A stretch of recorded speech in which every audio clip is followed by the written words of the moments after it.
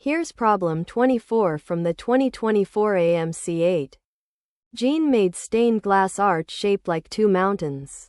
Two triangles sitting on the ground, side by side, overlapping in the middle. One peak is 8 feet high and the other is 12 feet high.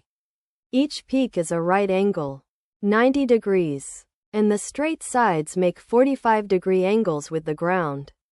The total area of the artwork, the union of the two triangles, is 183 square feet. The inner sides of the two mountains cross at a point h feet above the ground. What is the value of h? You can pause here and solve the problem before seeing the solution.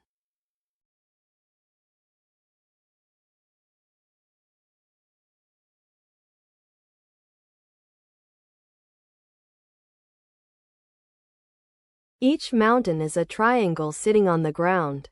The peak is a right angle, 90 degrees, and the two sides meet the ground at 45 degrees.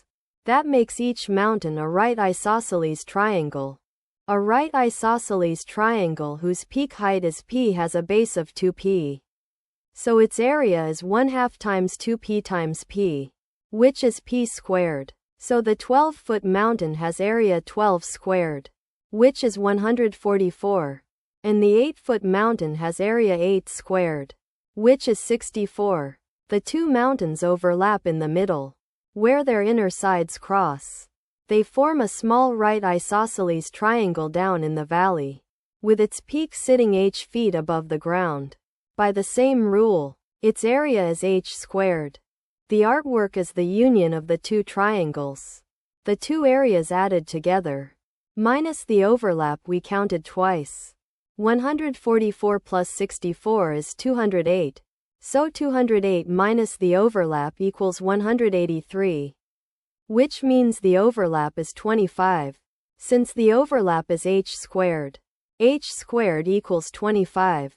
So h equals 5. The answer is 5.